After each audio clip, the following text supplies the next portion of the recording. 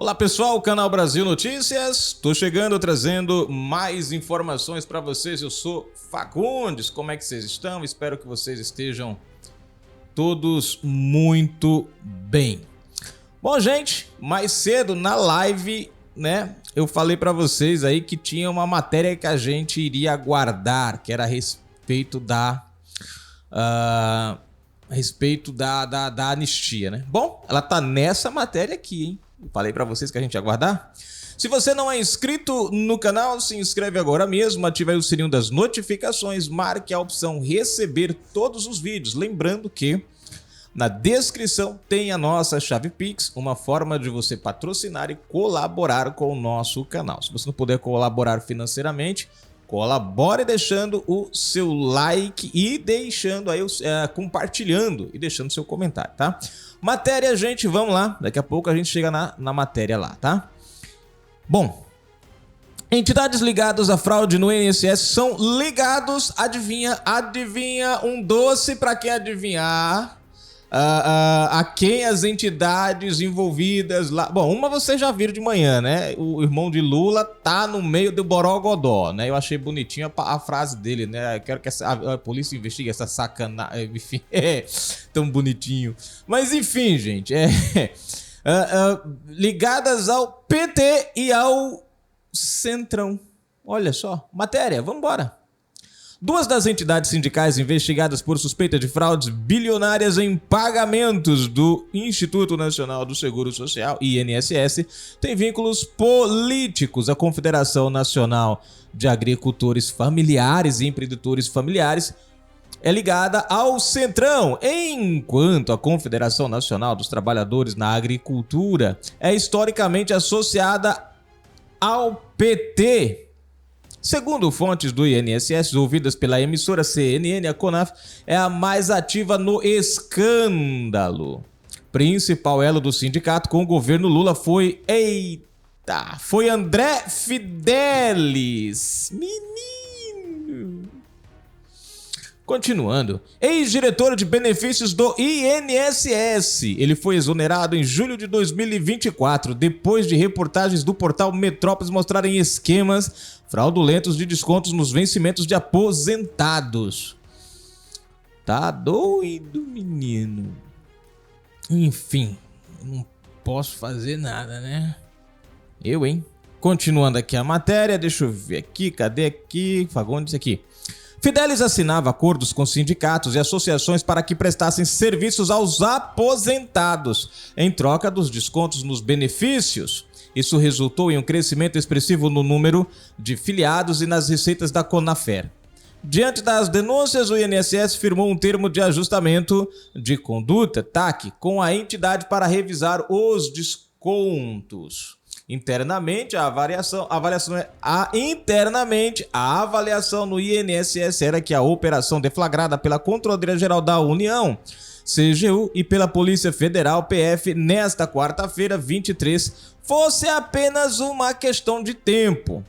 De acordo com as fontes, o esquema já existia há anos, com tentativas recorrentes de correção, tanto na atual gestão do INSS quanto em administrações anteriores. Bom, cadê aqui, Fagundes? Funcionários do INSS disseram à CNN que Fidelis se gabava de dizer que não respondia ao presidente do INSS, Alessandro Stefanotto, que pediu demissão diante da operação. A saída dele também já havia sido decidida pelo presidente Lula. Embora não fosse a primeira escolha de Lupe para o comando do INSS, Stefanotto e o ministro acabaram alinhados. O primeiro indicado, Glaucon, foi exonerado em 2023 após denúncias de uso indevido de passagens e diárias. Quer dizer, já começou, né? O aumento das filas do INSS também gerou insatisfação. Criticaram tanto o Bolsonaro, né? Gerou insatisfação no Palácio do Planalto. Bom, por sua vez, a CONTAG, né, tem vínculos históricos com o PT por meio de sindicatos de trabalhadores rurais. O atual presidente da entidade, Aristides Veras, foi vereador e vice-prefeito de Itabira Minas Gerais, pelo partido, o envolvimento da confederação, considerada organizada e republicana, por uma das fontes, surpreendeu os servidores do INSS. Quando eu falo para vocês que esse negócio de agricultura familiar, gente, é só conversa para boi dormir. Veja que as investigadas aqui são justamente ligadas a esse movimento da agricultura familiar, né? Mas quem é nós para dizer, né? A gente fala, o povo diz que não, é guardar carochinha, mula sem cabeça, né? Enfim. Ambas as entidades sindicais multiplicaram seus descontos associativos através de uma brecha anterior à medida provisória MP 871/2019, quando bastava uma declaração sindical para comprovar a aposentadoria rural. A declaração podia ser revista anos depois pelo próprio sindicato. Embora a MP tenha endurecido as regras durante sua tramitação no Congresso, surgiram brechas que permitiram a continuidade da prática. Os valores dos descontos associativos variam de R$20 a R$50 por pessoas considerados baixos, individualmente, mas altamente lucrativos pelo volume de beneficiários. Tá aí, gente. Entra, menino, no sindicato, faz parte do sindicato. É isso que o sindicato faz, menino. Meta a mão no seu bolso e leva a carça junto, porque é pra garantir que não ficou nada. Bom, agora nós vamos falar de Felipe Martins. Sebastião Coelho deixa defesa. E temos um vídeo aqui para passar nessa matéria. Vamos entender, gente. Eu confesso que eu fui pego de surpresa nessa daqui quando eu vi o título da matéria. O Sebastião Coelho deixando aí a defesa do Felipe Martins. Mas ele explica aqui a razão, né? No meu ponto de vista, eu não sei se vai ser uma boa para o Felipe, não. Porque o Sebastião Coelho, ele estava tendo vamos dizer assim, uma atuação muito forte nessa questão aqui, né? Estava tendo uma atuação muito forte, ele estava sendo muito contundente, ele estava inclusive trazendo pontos que realmente trazem luz a certas situações, né? Bom, eu confesso a vocês que o que ele disse para justificar não me convenceu muito, não. Aí você pergunta, Fagon, você acha que ele abandonou? Não, gente, mas eu acho que alguma coisa aconteceu. Isso é um pensamento meu, alguma coisa, alguém bateu um fio pra ele, alguém falou de alguma coisa de outros tempos. Tá lembrado disso? Então, bicho, tá lembrado, né? Isso pode vir à tona, meu irmão, sabe? Pode vir. Não sei, alguma coisa nesse sentido assim, ou sei lá, teve aquele episódio lá, né, dele ser barrado no julgamento lá atrás, né? E aí, de repente, sei lá, se liga aí que você pode acabar no Chile, né? Não sei, alguma coisa acontecer. Mas eu vou trazer o vídeo para vocês também tirar a conclusão de vocês. Porque eu achei muito... Não me foi muito convincente, não, a lógica dele aqui, não. Mas vamos lá. Daqui a pouco o vídeo. O advogado Sebastião Coelho deixou a defesa de Felipe Martins. Desembargador aposentado, Coelho atuava na linha de frente do processo que envolve o ex-assessor da Presidência da República para assuntos internacionais. Coelho anunciou o ato nas redes sociais na quarta-feira 23. De acordo com o desembargador, por ser advogado de Martins, suas críticas ao governo Lula e ao Supremo Tribunal Federal, STF, acabam limitadas. Esse foi o argumento dele. Aí eu falo pra vocês, é por isso que pra mim não colou muito, não, gente. Mas vou colocar aqui na telinha pra vocês. Deixa eu colocar na tela pra vocês aqui pra gente ouvir o desembargador falando. Tá aí na telinha. Deixa eu voltar aqui.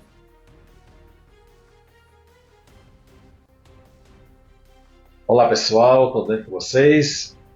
Olha, agradeço o carinho de cada um de vocês aqui nesse Instagram e quero dar uma notícia que eu estou deixando a defesa do meu cliente Felipe Martins.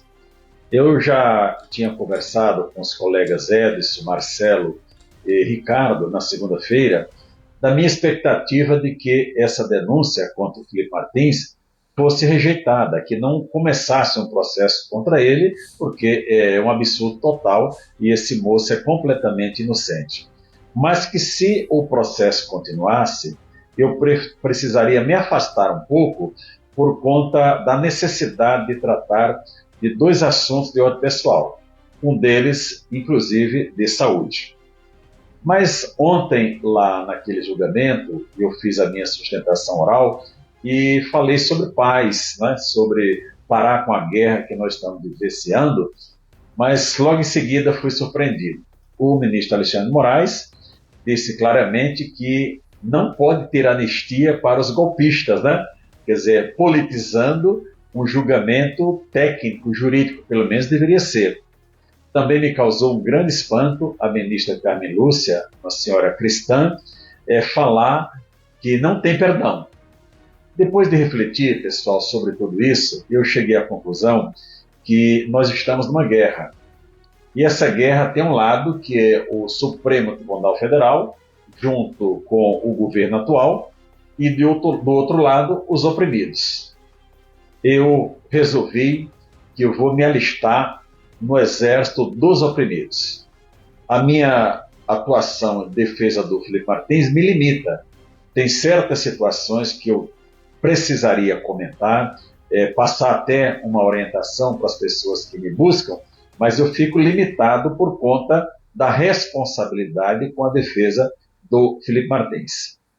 Quero dizer que o Felipe Martins é uma pessoa querida, a Annelise, eu até já os trato como se fosse da família, né? E claro que eles me consultarem, o que eu puder ajudar, eu vou estar totalmente à disposição, mas realmente nesse momento eu entendo que a minha participação será melhor estando livre no exército dos oprimidos. E só para um registro, né, pessoal, o ministro Alexandre de Moraes, ontem, ao receber a denúncia, fez uma afirmação sobre a prova material de que, quando eu perguntei se da apreensão da tal minuta do golpe, ou decreto do golpe, ele citou claramente o documento número 694, páginas 11 a 19. Só que esse documento é a fotografia do que foi encontrado no telefone do tenente-coronel Cid. Quer dizer, ele induziu os demais ministros a acreditarem que ali tinha uma apreensão de uma minuta de golpe. Então eu creio que o Felipe Martins ele tem excelentes advogados, o doutor Marcelo, uma alegria ter chegado na equipe, o Ricardo, especialmente o doutor Edson, que é meu parceiro aqui do escritório, né? E é isso, tá bom? Já conversei com o Felipe, tá tudo certinho, agora a gente pode bater papo sobre outros assuntos, não sei se é aquela tensão do processo, né? E então esse é o comunicado que eu queria fazer a todos, né? Claro que a esquerda vai especular, aquelas pessoas que não acreditam na boa-fé das demais também vão especular, mas isso não tem nenhum problema, tá bom, pessoal? É isso, a partir de agora eu sou ex-advogado do Felipe Martins, mas estarei na trincheira contra o arbítrio do ministro Alexandre de Moraes. Disso vocês não tenham nenhuma dúvida. Um forte abraço a vocês, Deus abençoe, uma boa semana, resto de semana para todos. Fiquem na paz. Bom, gente, é como eu falei pra vocês. O Sebastião Coelho, pra mim, é um cara excepcional, né? E aí ele se afasta ali dessa defesa do Martins, né? Falando que vai pras trincheiras e tal. E aí, beleza, eu até compreendo isso, mas, cara, eu acho que não teria jeito melhor de atuar contra os arbitrários que estão, as arbitrariedades que estão acontecendo, justamente na defesa de alguém. Porque ali você tá tendo acesso aos fatos, tá podendo rebater os fatos diretamente, né? Como ele vinha fazendo, né? Mas, enfim, por isso que eu acho que alguma coisa aconteceu, ou ele, né, ficou com medo de alguma coisa, não sei. Mas é como eu falei, ele é um cara excepcional. Tenho certeza que mesmo fora da defesa do tenho certeza que mesmo fora ali da defesa, ele vai fazer um excepcional trabalho ali, né, com as críticas. Eu sei que ele vai, como ele vinha se posicionando antes, né? Então, assim, eu não vejo nenhuma na questão assim, covardia ou não. Eu vejo por outro lado, né? Eu acho que a impressão que me deu é que aconteceu alguma coisa que o obrigou. Não foi assim, sabe? Ele, cara, eu vou recuar porque não. Mas enfim, vamos deixar, né? Vamos deixar correr e tomara que a atuação dele no campo que ele escolheu seja uma atuação contundente, né? E ele traga muitas críticas de valor, né? E ajude a reconstruir esse país na posição que ele agora vai ocupar, né? A mudança na defesa de Felipe Martins ocorre na semana em que a primeira turma do STF decidiu torná-lo réu no caso da suposta tentativa de golpe de Estado. Além do ex-assessor da presidência, outras 5 pessoas se tornaram réus na ação. A decisão contra Martins se deu de forma unânime. Votaram contra ele o relator do caso, Alexandre de Moraes, e os outros 4 ministros que integram a primeira turma, Carmen Lúcia, Cristiano Zanin, Flávio Dino e Luiz Fux.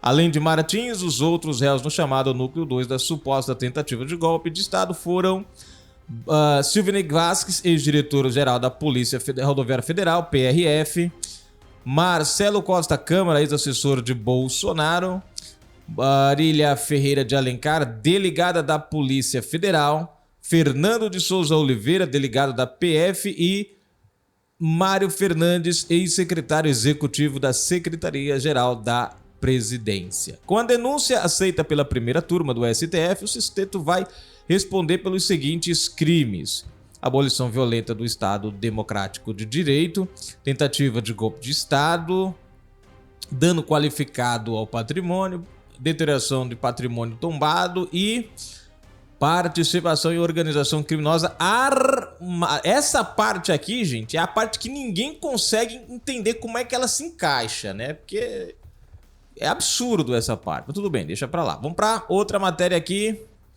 Agora nós vamos, gente, para aquela matéria que eu falei mais cedo que nós aguardaríamos para ver. Porque o Sóstenes Cavalcante fez uma pressão e deu um basta, né? Falou que ou o Mota pautava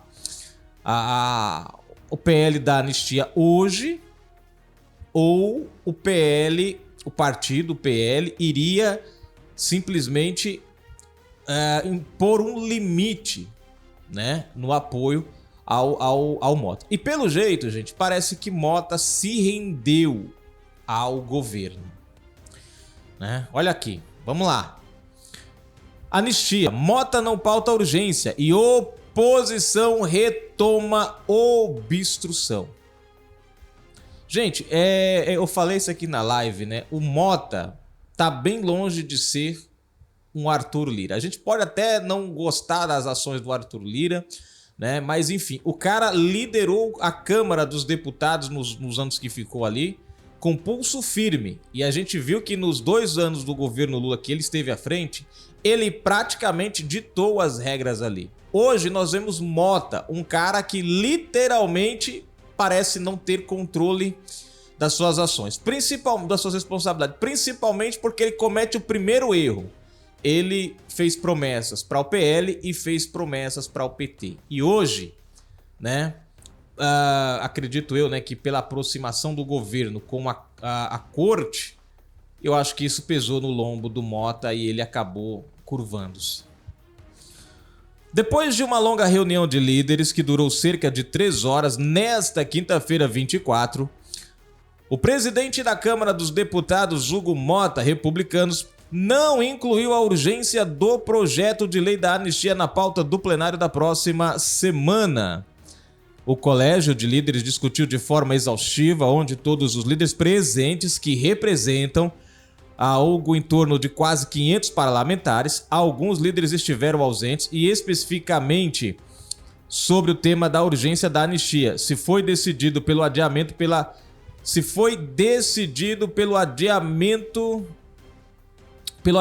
da pauta desse requerimento de urgência, afirmou Mota.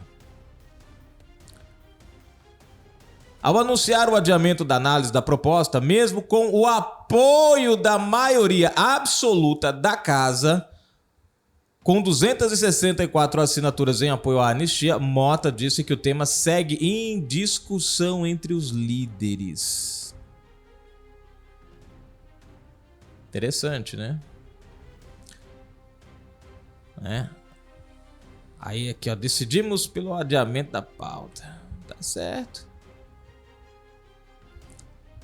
Deixa eu ver aqui. Aqui, gente, tem um vídeo aqui, eu vou colocar pra você. Twitter Vinícius aqui, deixa eu ver, cadê aqui, Fagundes? Deixa eu ver se a gente consegue colocar na tela pra vocês aqui, pra gente ver o que tem aqui. Opa, passei direto aqui. Aqui, pronto. Ver se eu consigo colocar na telinha pra vocês aqui. Rapaz, pra vocês que moram em São Paulo, os pernilongos estão começando a chegar aqui. Pessoal do Nordeste, Armuruanha. Cadê aqui? Armuruanha. Cadê aqui, gente? Aqui, prontinho. Isso eu coloco na tela aqui pra vocês. Armuriçoca. Enfim. Então, aqui, prontinho. Vamos colocar na tela. Tá aí na tela para vocês. E vamos ao vídeo aqui da anistia. Deixa eu ver aqui, vamos lá. Isso. O Colégio de Líderes discutiu de forma exaustiva, onde todos os líderes presentes, que representam algo em torno de quase 500 parlamentares, alguns líderes estiveram ausentes, e especificamente sobre o tema da urgência da anistia, se foi decidido pelo adiamento da pauta desse requerimento de urgência.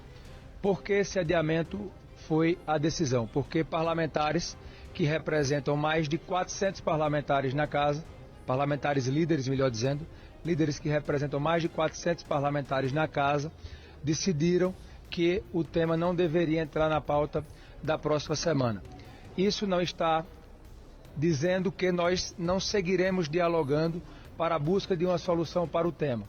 Nós seguiremos conversando, principalmente também com os partidos que estão defendendo a pauta, ou seja, os partidos que fazem a oposição, o PL, o Partido Novo, que aqui defenderam a inclusão na pauta com muita força e de maneira também legítima, para que a Casa possa encontrar uma saída para esse tema. Eu tenho que, enquanto presidente, decidir a pauta. A pauta é um poder do presidente. E sempre nós dissemos que o nosso papel aqui seria exercido com muito diálogo, com muita serenidade e com muito equilíbrio. Ainda mais com temas difíceis como é o tema da anistia. Então nós... Tá aí, gente, né? O discurso bonito de sempre. Aquela velha conversa que a gente conhece muito bem. Mas Mota optou literalmente por... né? E ele fala claramente, é um poder do presidente. Né? E aí ele fala, não, vamos seguir no diálogo. Enquanto ele dialoga, pessoas estão sofrendo. É porque não é ele, não é um familiar dele, não é um amigo dele, não é um parente dele que está sofrendo. Aí é como diz o velho conhecido ditado, né? Pimenta nos olhos dos outros é refresco, né? E você vê que interessante, né? Ontem uma pauta entrou, a pauta do INSS, do Imposto de Renda, nem tava, gente, para o requerimento e entrou. Quer dizer, essa ele não quis discutir exaustivamente. Não. É interessante como tudo que é pauta relacionada ao Supremo e ao governo está entrando com muita facilidade. Bom, continuando aqui. Isso não quer dizer nós não seguiremos dialogando para buscar uma solução para o tema, justificou o presidente da Câmara. Seguiremos conversando, principalmente também com os partidos que estão defendendo a pauta, ou seja, os partidos que fazem a oposição. O PL, o Partido Novo, que aqui defenderam a inclusão da pauta com muita força e de maneira também legítima, para que a Casa possa encontrar uma saída para esse tema. Em discurso na tribuna na quarta-feira, 23, o líder do Partido Liberal, PL, na Câmara dos Deputados, Sóstenes Cavalcante, Rio de Janeiro, já havia subido o tom em relação à proposta. Afirmou a Mota que o limite da legenda para que o texto fosse pautado era hoje. Bom, não vou passar esse áudio porque já foi passado mais cedo, né? Na nossa live. Então, vamos continuando aqui, né? Cadê aqui, Fagundes? Cadê aqui? Onde foi que eu parei? Ah, aqui. Com a decisão do adiamento da votação da proposta, a oposição anunciou a retomada da obstrução na Câmara dos Deputados. As únicas exceções são 2 discussões previstas na pauta da Comissão de Constituição e Justiça na semana que vem. Recurso de Glauber Braga, PSOL do Rio de Janeiro, contra sua cassação e pedido para suspender a ação penal do Supremo Tribunal Federal, STF, contra Alexandre Ramagem. Só essas 2 aqui, quer dizer, o Glauber não escapou. Né? Enfim. Ao falar com a imprensa nesta quinta-feira, o líder da oposição, Luciano Zucco, PL do Rio Grande do Sul, criticou a decisão de Mota. O que aconteceu aqui hoje, na minha visão, foi um grande desrespeito para com a Câmara dos Deputados. No momento que tu tens 264 assinaturas caracterizando a maioria e se muda a estratégia imputando aos líderes essa responsabilidade, logicamente nota-se que forças adversas atuaram, ou seja, alguma coisa aconteceu por trás das cortinas, analisou Zucco. Mais uma vez, vamos empurrar para a frente uma pauta necessária. Diante dessa decisão do Colégio de Líderes, Zucco anunciou a retomada da obstrução. Quero falar, sim, que nós só vamos sair da obstrução depois de termos a data marcada da anistia. Aí, prestem atenção nesse detalhe aqui, porque é aqui, gente, é aqui que as coisas começam a fazerem sentido. O porquê do recuo, o porquê do empurrar com a barriga. Prestem atenção, só o título aqui, o subtítulo já deixa vocês bem, ó. O jantar de Mota e Lula sobre a anistia. Gente, presta atenção. Bolsonaro nunca sentou com nenhum presidente de nenhuma das casas assim para discutir e debater uma pauta como nós estamos vendo agora acontecer. E era tratado como interferência, como se ele estivesse interferindo, como se ele quisesse controlar o Congresso. Hoje nós temos um presidente da República que senta com o presidente da Câmara e o influencia de alguma forma a mudar uma pauta em que a maioria no Congresso exige que ela ande. Mas você não vê a Globo falando em interferência ou pressão do executivo mais. Acabou, morreu o assunto. Na noite de quarta-feira, 23, o presidente Luiz Inácio Lula da Silva participou de um jantar na residência oficial da Câmara dos Deputados com Mota e líderes partidários de esquerda e centro. Um dos principais temas discutidos foi o PL da anistia. O executivo buscou estreitar a relação com os parlamentares em meio às disputas em torno do projeto de lei que propõe anistiar os presos do 8 de janeiro de 2023. Indagado por Oeste se a decisão no Colégio de Líderes ocorreu por influência do jantar com Lula, Mota não respondeu. Bom, já respondeu, né? Deixa eu ver aqui se tem...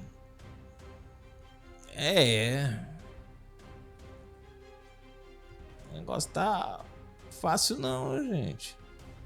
Deixa eu ver se tem um vídeo aqui, gente. Deixa eu ver se é esse vídeo aqui. Tá, deixa eu colocar na tela pra vocês aí de novo. Tá na telinha de vocês aí. Vamos conferir aqui comigo, peraí. Ver se tá tudo ok. Tá, vamos conferir pra ver se é isso aqui.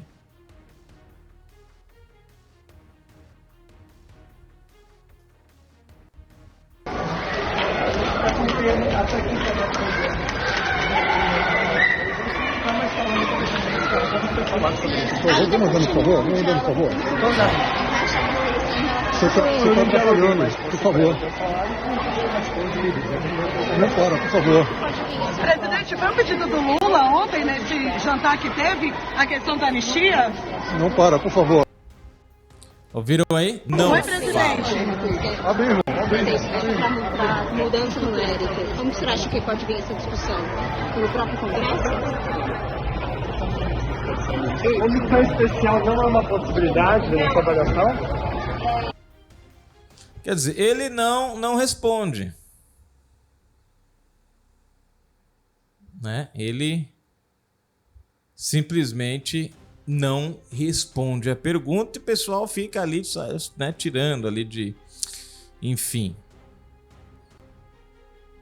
Coisas estão complexas, né, no nosso Congresso.